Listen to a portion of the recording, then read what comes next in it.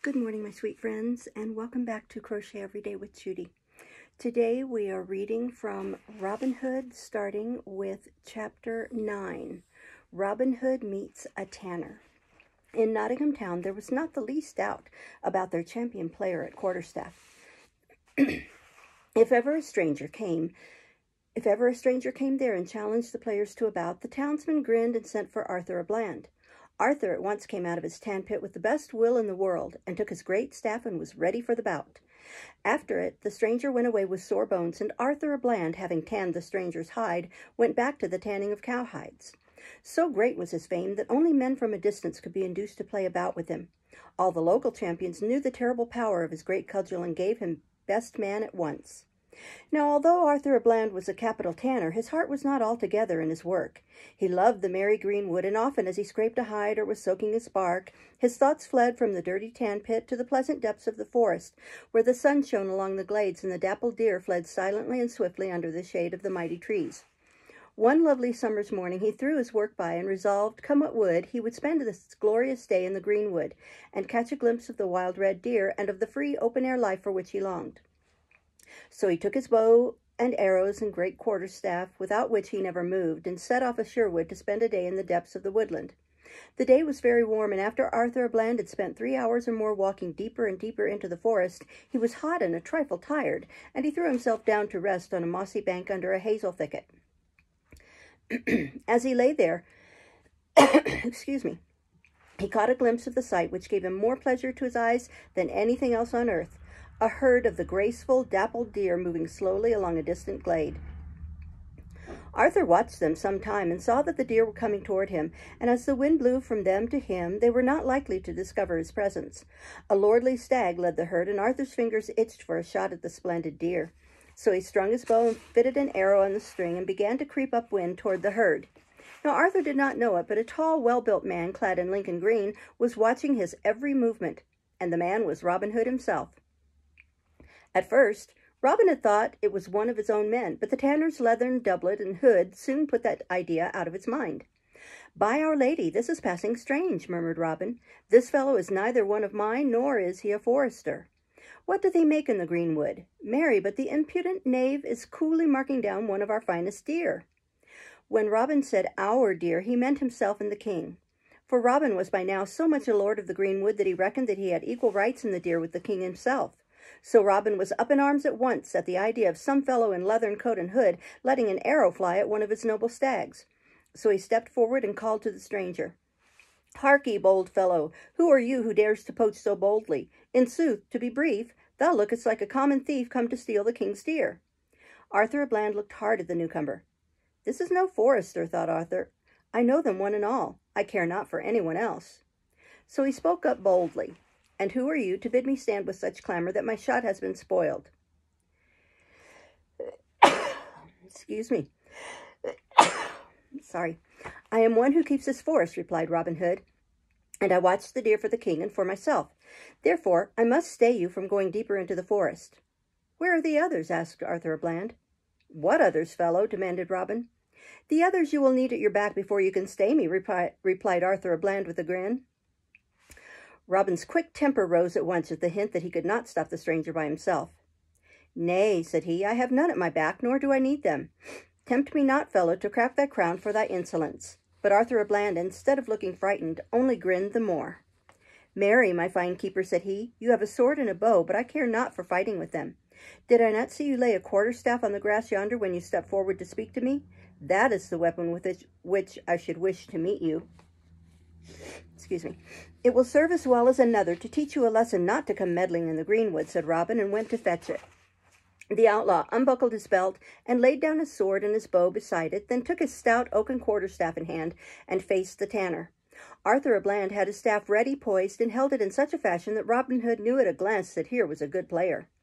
"Wait a moment," said Robin. "Fair play in old England forever. My staff is longer than thine, I think. Let us measure, and I will cut mine shorter, or it were foul play." "Let the length pass," said Arthur a Bland with a careless laugh. "Mine is long enough to drub you soundly. It is of oak so free, 8 foot and a half. It will knock down a calf, and I hope it will knock down thee." At this, Robin's quick temper was up again in an instant, and he let fly at the tanner with his quarterstaff, a stroke sudden as lightning. Arthur à Bland only partly checked it, and the heavy cudgel rang 1 o'clock on his pate and drew blood. But his return stroke was instant, and was so cleverly delivered that Robin failed to parry and got a return knock on the head, so that the blood trickled down freely, and they were square with a broken head apiece. That shrewd stroke and counterstroke had taught both men that each had a tough opponent, and now they faced each other warily, and made feint and counterfeint, blow and counterblow, their tuck oak staves ringing and rattling as they clashed together. Arthur à Bland had been expecting to gain another of his easy victories, for no common man could stand before him for 5 minutes, but he soon began to think this keeper the finest fellow who had ever crossed quarterstaff with him. On his side, Robin was of opinion that this fellow in leathern coat and hood was the toughest blade he had ever met.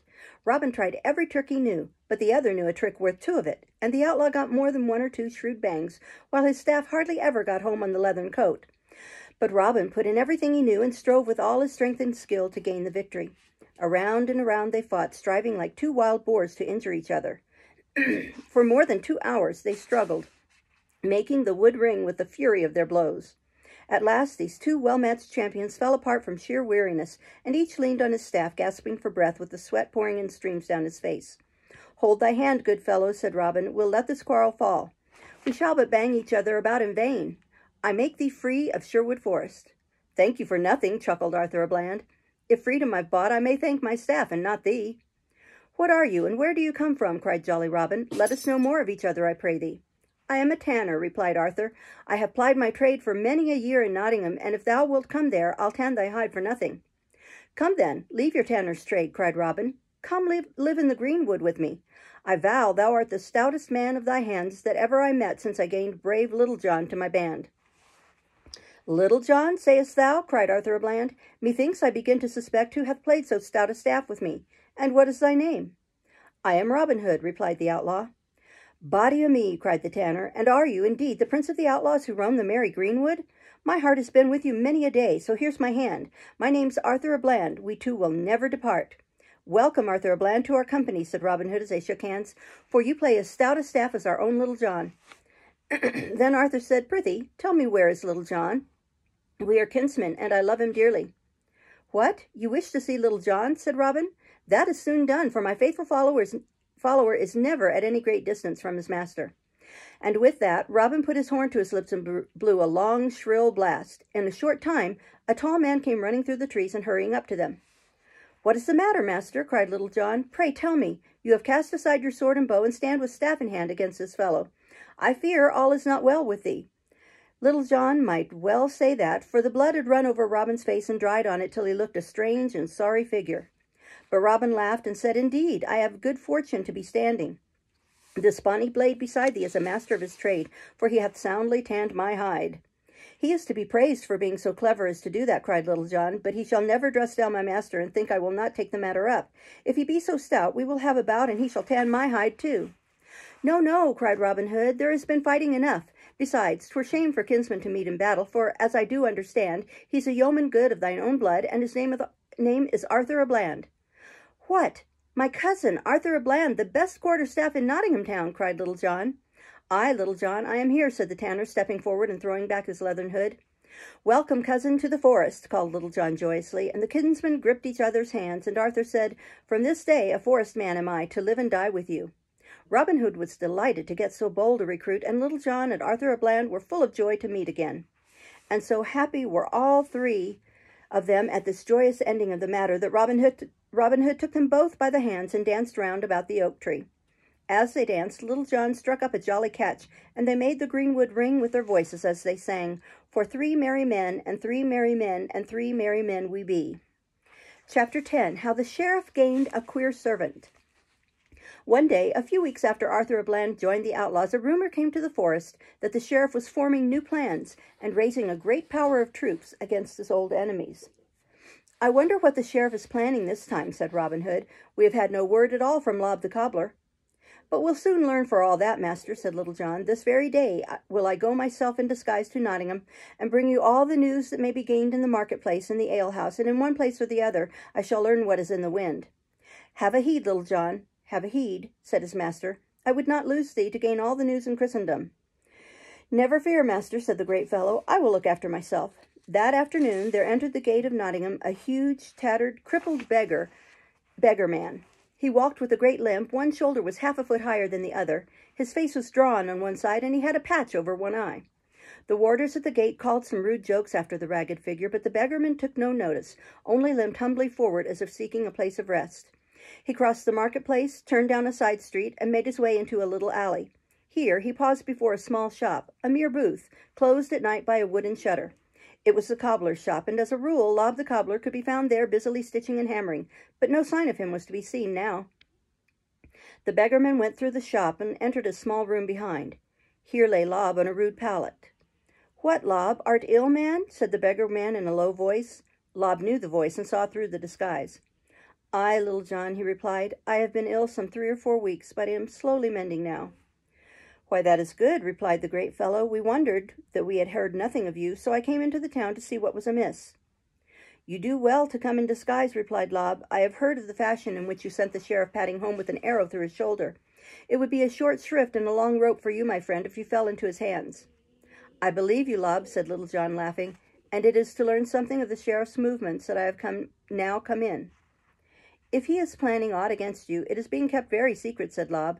"There is nothing spoken of an excursion against Robin Hood's band in the gossip of the town."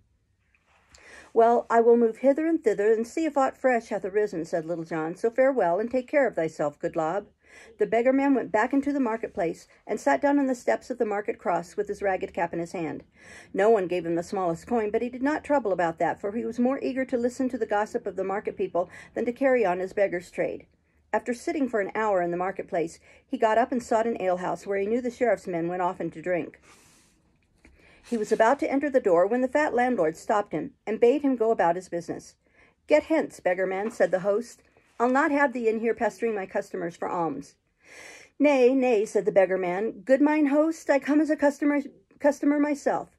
What, do you think I have not the price of a pot of ale about me? Look here." And the beggarman fumbled in the wallet at his leathern girdle and drew out a handful of small coin. Seeing the beggarman had money to pay for his ale, the landlord permitted him to go in, but would not let him enter the chief room. "Go in yonder," said the landlord.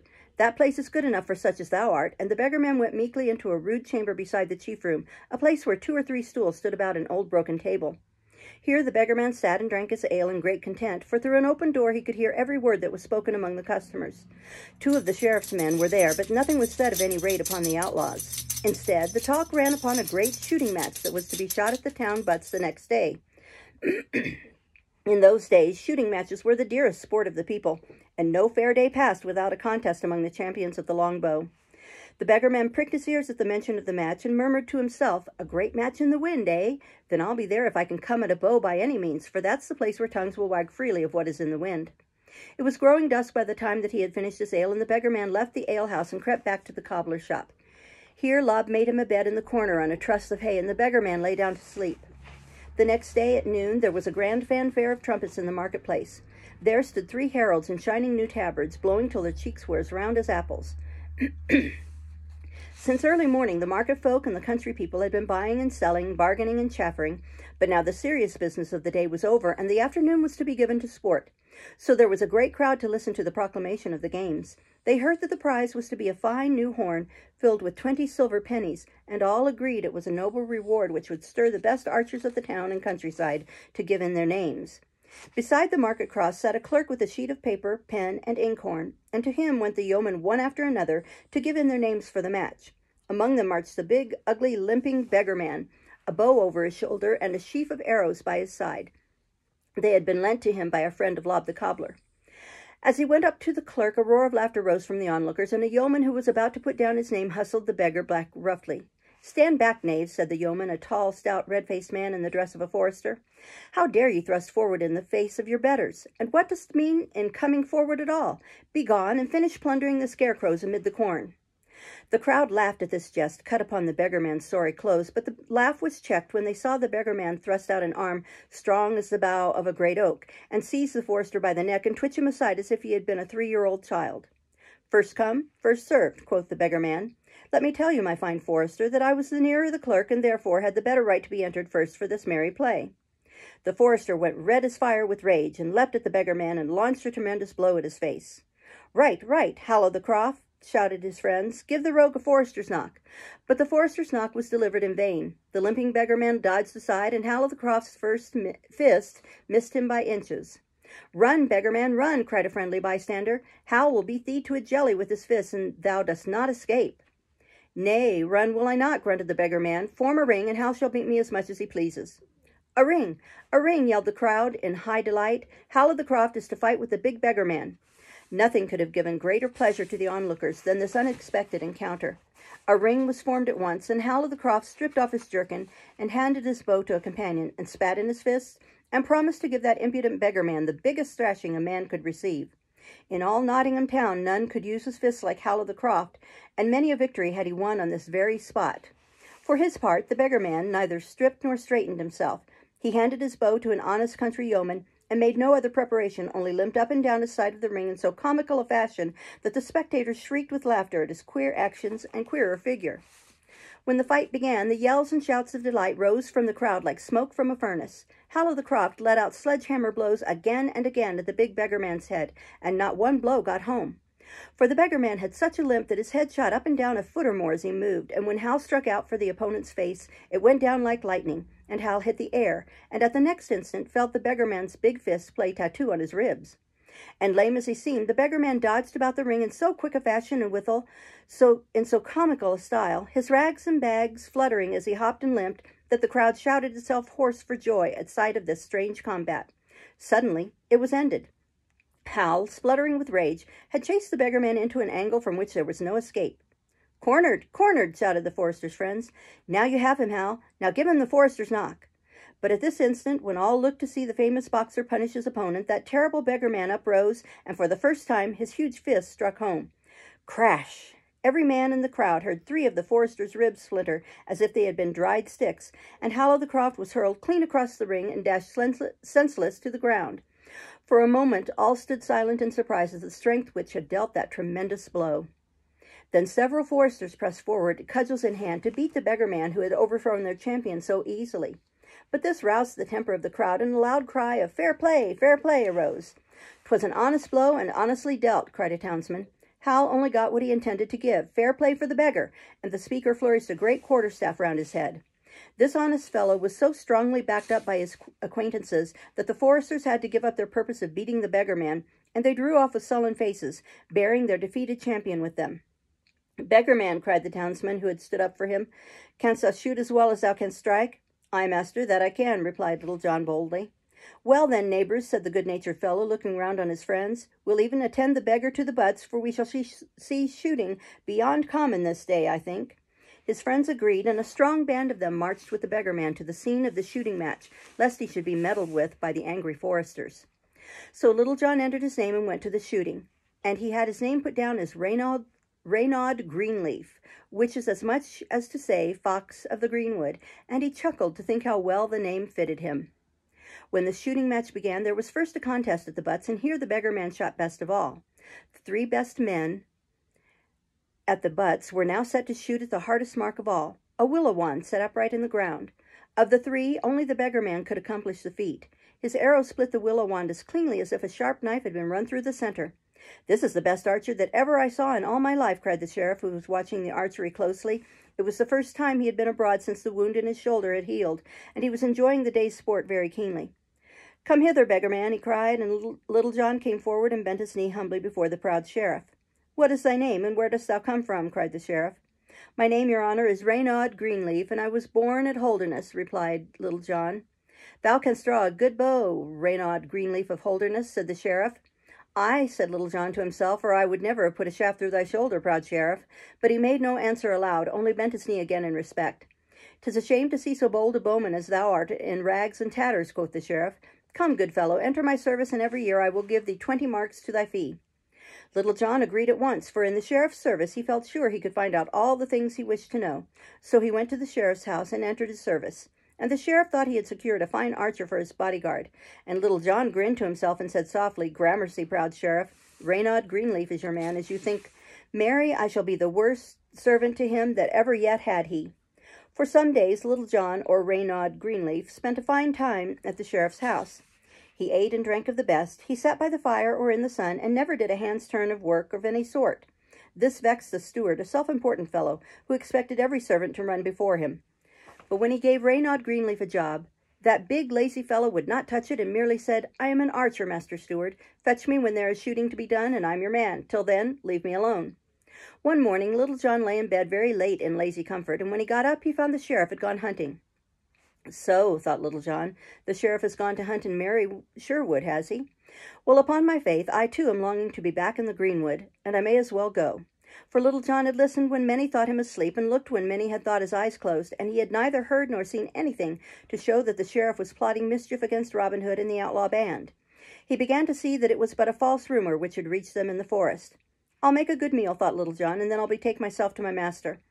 So Little John rose and went in search of bread, meat, and ale. Little John went to the buttery, and in the passage leading to it he met the steward.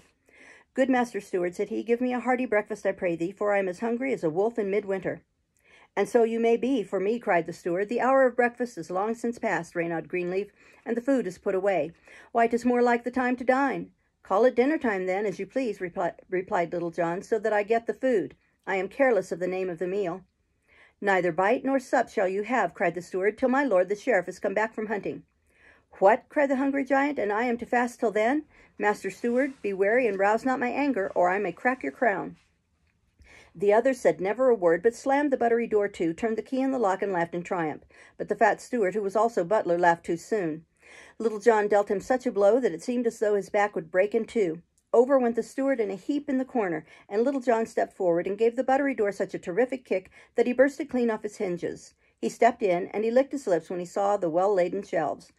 A great venison pasty, with the crust well browned, caught his eye first, and he cut a huge slice of it with his knife and washed it down with a great black jack of humming brown ale from a barrel in the corner.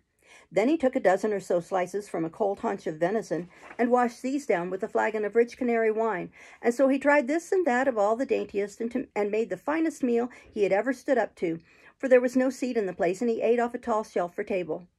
Now while Little John was thus eating and drinking merrily, the cook came to the buttery in search of the steward. For a moment the cook stared in wonder at the scene. There was the steward groaning in the corner where Little John had flung him, and there was the big archer making havoc of the buttery shelves. This havoc went to the cook's very soul, for the archer was disposing of the dainties which the cook had prepared for the return of the hunting train. The cook's anger arose at once, and as he was a stout and bold man, he sprang straight at the archer and fetched him 3 heavy blows across the shoulders with a stick that he held in his hand. "I make my vow," cried the cook, "you are the sturdiest knave that ever dwelt in a household, to ask to dine in this fashion." "I make my vow," said Little John, as he swallowed a last mouthful, "that you are a bold man to disturb another at his meal, and before I leave the place I will make trial of you." Little John and the cook thereupon drew their swords, and neither dreaming of retreat, they set to. For a good hour Little John and the cook fought sore together, and neither had harmed the other, so well matched were they at every trick of fence. "Hold your hand," cried Little John at last. "I make my vow, Master Cook, that you are the best swordsman that I met. 'Tis a waste of a stout blade that such a man as you should hang over pots and pans cooking fine things for other men's stomachs." "I like my task little enough," replied the cook, "but what am I to do?" "Say you so?" cried Little John. "Why, if you can but shoot with the bow as you can play with the sword, I could take you to the greenwood and find you a good master whose service would fill you with delight." "And who might he be?" asked the cook. Little John bent forward and whispered in his ear, "Robin Hood." The cook gave a great start of astonishment, and for a moment stared at the archer in surprise. Well might he be filled with wonder at finding one of the outlaws in the service of the sheriff. Then he raised his left hand. "Put up your sword," said the cook. "I am your fellow from this day." "Then join me in this pasty," laughed Little John. "I had returned to it just as your stick fell across my shoulders, and our little bout hath made me hungry again." So the cook laid aside his sword and attacked the good victuals instead, and fetched fresh dainties, and they ate and drank together, and resolved to fly together to the greenwood. "Nor will we go empty-handed," quoth the cook. "I can show you the way to the sheriff's treasure room." "Would that I could get into it," said Little John, "for they say it is full of fine silver vessels that the sheriff hath purchased with the fines he wrings from poor people." "The saying is truth," said the cook, "but come now with me and I will show you the place." They went to the treasure room and found it guarded by a thick iron-banded door, the latter held in place by hasps of steel with strong steel padlocks. "Fetch me the heaviest hammer you can lay your hands on," said Little John to the cook, and the cook ran and fetched a great sledgehammer. High in the air, Little John swung the great hammer and dashed the padlocks off the fastenings with a few tremendous blows. Then into the treasure chamber they went. "Fetch me the biggest sack you can lay your hands on," said Little John to the cook, and the cook fetched a sack which would have held a man. Then Little John put the sheriff's silver vessels and his money into the big sack and swung the sack onto his shoulders. "Now for the greenwood," said Little John, and following the cook along a secret path to a little postern door, gleefully off they went. We'll stop there and start tomorrow with Chapter 11. Bye-bye.